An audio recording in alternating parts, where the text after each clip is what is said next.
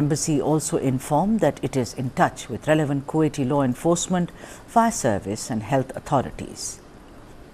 The embassy also put in place emergency helpline numbers. External Affairs Minister Dr. S. Sheikh tweeted and expressed his condolences over the deaths. He wrote, and I quote him, "Deeply shocked by the news of the fire incident in Kuwait City. There are reportedly over 40 deaths and over 50 have been hospitalized. Our ambassador has gone to the camp. We are awaiting further information. Deepest condolences to the families of those who tragically lost their lives. Wish early and full recovery to those who have been injured. Our embassy will render the fullest assistance to all concerned in this regard."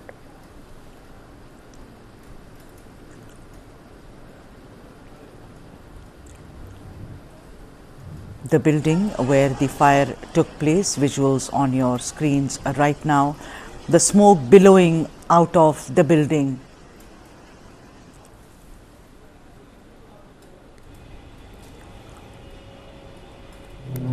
Unfortunately, the greed of the property owners is what leads to these matters.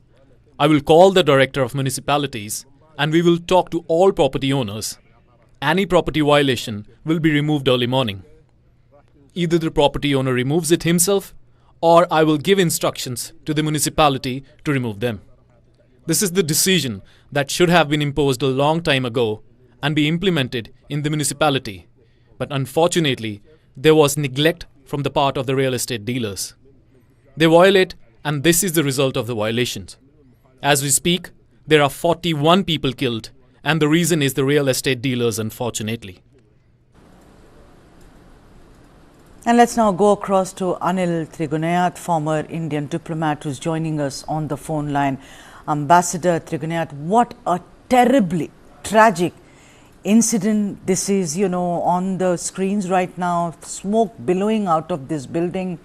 To imagine so many people being charred to death and so many injured, I mean, this is one of the most heart-wrenching ever, Ambassador. Would you concur? Absolutely. I mean, firstly, my condolences to all the people who got caught and got deceased in this. And secondly, all the people who are injured and are recovering. We hope early recovery. But this is something that is quite terrible, actually, and a horrible tragedy that has happened.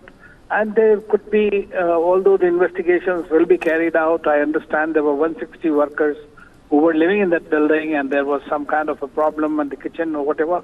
But as your earlier report was from the municipality, that apparently it was also a problem which was due to the real estate violations that are there. And I can assure you that the Indian embassy, and as we have seen, our ambassador himself has been there and met all the injured, and they are also pursuing with all the authorities. So as usual, Indian embassy will render all the assistance to the injured and will enable the evacuation of the dead bodies of the people who have been caught in this terrible fire which has happened. In fact, there is a problem, very often the places where the labor class, especially the blue labor, they are kept, very often they are not up to the greatest standards, and that's where the problem is. Although this building did belong to one of the major construction companies, which is doing a big projects in Kuwait, and they are one of the biggest companies. So I hope that this will lead eventually to taking more stringent action against such real estate developers, so that these things are not repeated again. Yes, Ambassador Trigunayat, one has read a lot of stories, not just in Kuwait, but other areas of the Middle East as well, the Gulf. Yes. That how a lot of people, Indians who go to work there, live in stamp-sized rooms, where there is not even enough room for anybody to turn around and pick up a piece of paper from the floor. I mean, these kind of conditions, although this building, like you say, Ambassador, belong to somebody who is a real estate, real estate businessman. But it still does not absolve him or the conditions under which Indians live, and particularly those who are drivers, plumbers, etc. Ambassador. You are absolutely right. I mean, in fact, they get shortchanged by quite a few things. Even though the government Indian government has introduced many checks and balances in this case. and very often our embassy is always in touch with them. But many of the people who go from India for these, they are very often not aware of the conditions, and the agents play a dirty game even in India, and sometimes at that side the recruiting agents. So even though they are supposed to get clearances and everything, but there are possibilities of these kind of things happening. But the fact is that the embassy is always, our ambassadors and the embassy is always chasing the local government to take punitive action against such erratic people. Thank you so much, Ambassador Tughniyat, for joining us on this broadcast. And on your screens right now, helpline numbers are being flashed. It is 965-655-05246. That's the helpline number for anybody who's wanting to reach out or seeking any kind of help. And now my colleague Neha Khanna joins us live from the newsroom right now on this terrible accident which has taken place. Neha, what are you picking up on the ground? I mean, we know that this is terrible, this kind of deaths of 40 or 41 people. Imagine being charged to death and the rest who are battling for their lives apparently in several hospitals in Kuwait, Neha Khanna. That's right, Sudha. This is absolutely terrible news coming in from Kuwait. A fire that spread so rapidly through a building that reports suggest it has claimed at least 40 Indian lives. Many others are said to be injured. They've been taken to different hospitals. Now, what we know at the moment is that there is a commercial center close to this building, in the vicinity of this building. And this particular building where the fire started in a lower floor kitchen, Sudha, essentially was home to about 200 laborers. Many of them are from India, and the reports that we are hearing at the moment is that a majority of those who are believed to have died in this fire were from the states of Kerala and Tamil Nadu. Many Malayalis, as you are aware, Sudha, do work in the Gulf countries, and this building primarily housed Indian laborers. Of course, a lot of questions will have to be answered about whether the conditions, the living conditions of these laborers were, too poor, and whether enough care was really not taken to ensure their safety. What we do know at the moment is that the situation got so completely out of hand when this fire spread. Many people actually jumped out of the building to escape the flames, and most of those who died, they actually succumbed either to their burn injuries or died of smoke inhalation or asphyxiation. As you mentioned, many are undergoing treatment at least 3 different hospitals in the area. The building is owned by the NBTC group. It is run by a Malayali businessman, KJ Abraham. Those are the details that we have at the moment, and employees of this particular company also work in a supermarket in the area. They too were living in this building. Now, the Deputy Prime Minister of Kuwait, who's also the Interior Minister, has taken cognizance of this incident. He visited the site. He's expressed his condolences, and investigation will now have to be held to determine what exactly caused the fire and whether there was really negligence on part of the owner of the building. Also, as you mentioned there, Sudha, the Indian Embassy in Kuwait is in touch with the affected people and their families. Helpline numbers have been put out. The ambassador visited the site earlier. We are still waiting for a confirmation from the Ministry of External Affairs as to the exact number of Indians who've died, but the reports seem to suggest at least 40 lives have been lost. Neha, just please do not go away. I have to take a break right now, and when we come back, my colleague Neha Khanna with all the details on this horrific incident which has taken 40 lives and injured several others in Kuwait.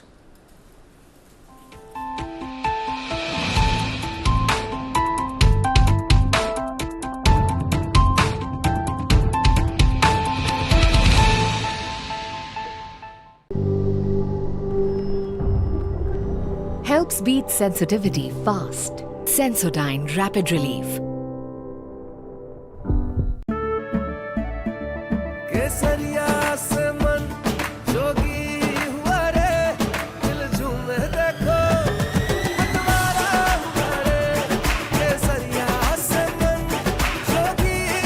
हर पल मनाओ केसरी त्योहार। विमल, बोलो जुबान Kesari. For the very first time in our investigation, we unmasked the killer of Ravindra Matre. In 5G, we have to stand with the world, and in 6G, we have to lead the world. Winning a Grammy was an absolutely surreal experience.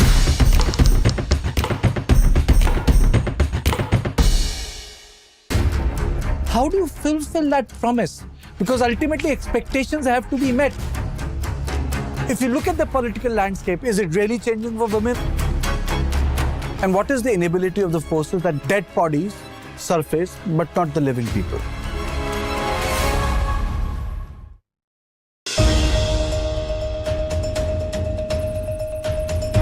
The confidence is certainly back in the market. Do tighten your seat belt so that you can withstand volatility. I have one humble request to all the viewers of News 9 is that please don't go, there will be a lot of choppiness, there will be a lot of volatility. Look at long term, don't look at short term. Buy quality, don't buy quantity, and wish you all the very best. हमारा time आ गया है और रहेगा।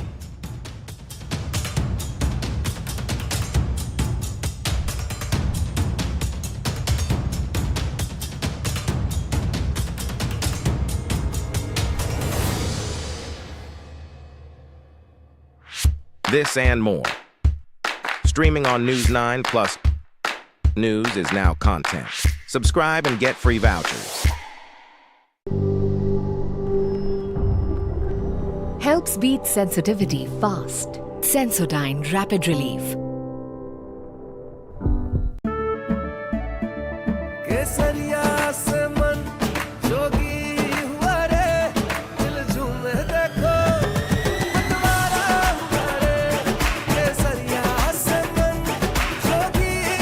हर पल मनाओ केसरी त्योहार। विमल, बोलो जुबान Kesari.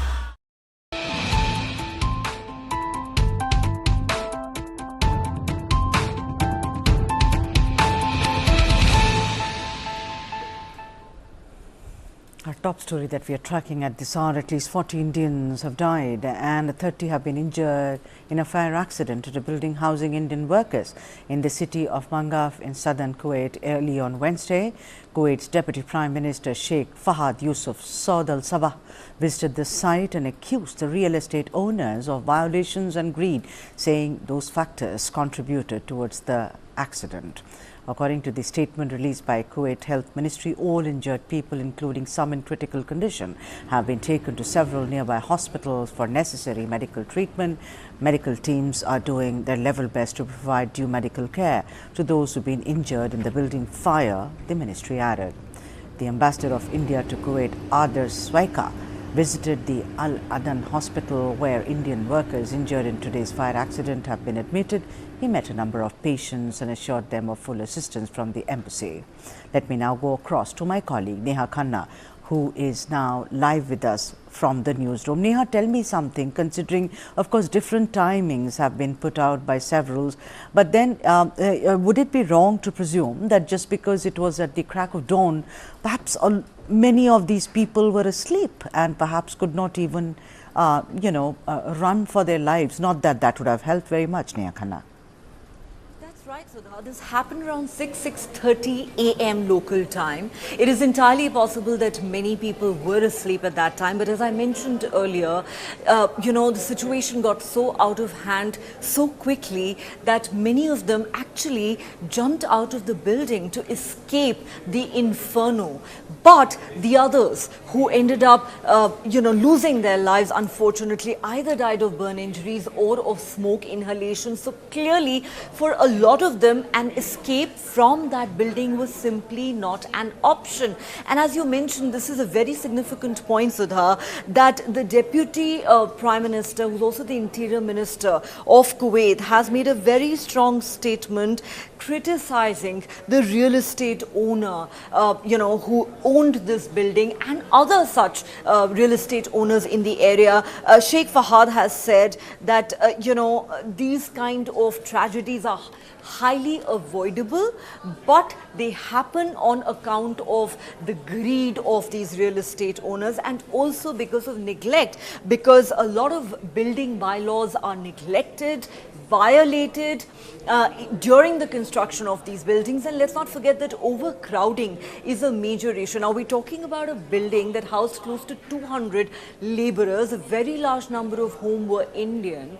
Unfortunately, as you were talking earlier with Ambassador Trigunya Sudha, the reality is that a lot of people from India, especially the state of Kerala, go to the Gulf countries in search of livelihood, in search of work, to send back home money, to send back home remittances, and often end up living in very poor conditions. They end up working in very, very poor and exploitative conditions. And in this case also, it seems like the building that caught fire was extremely overcrowded, extremely cramped, and there were several violations, it seems, that were committed by those who own the building. So a lot of questions will need to be answered. It is a matter of investigation. What really led to the fire? We'll have to wait and see if any police or legal action is taken against the owners. But for now, we do know, Sudha, that it is terrible news because at least 40 Indians have lost their lives. Many others have been injured and have been taken to different hospitals. The Indian Embassy is in touch with these individuals and their families and are doing their best to help them out in this difficult hour. Neha, I'm going to come back to you. Let's listen in to what the Interior Minister of Kuwait had to say about this fire accident. Unfortunately, the greed of the property owners is what leads to these matters. I will call the Director of Municipalities and we will talk to all property owners.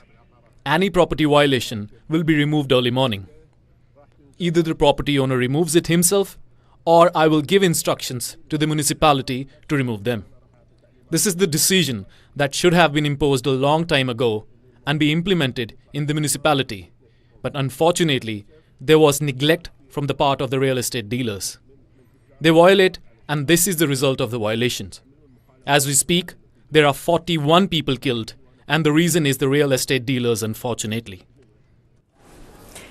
You know, Neha, considering that you cover external affairs very, very closely, I want to ask you this, and this cropped up in my mind, that although enough and more assistance and help and succor will be provided for those who've lost their lives, I think it could also be a very, very difficult task to get their bodies back. I'm sure that the Indian Embassy must be working frenetically to see what next.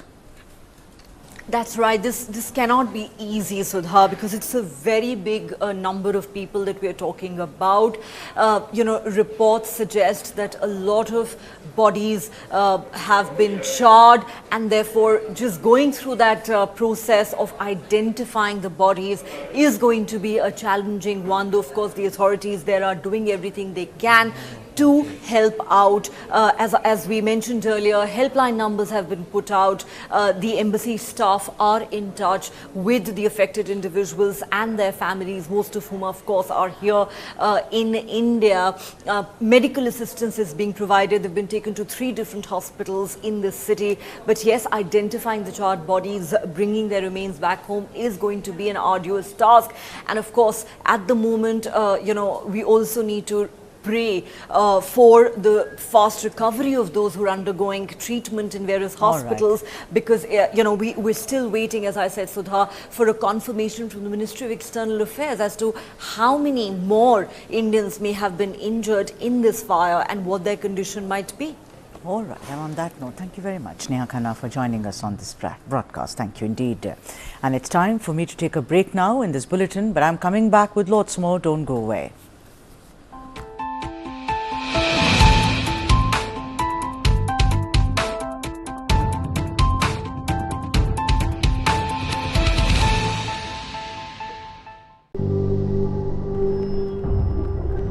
Helps beat sensitivity fast. Sensodyne Rapid Relief. केसरिया से मन जोगी हुआ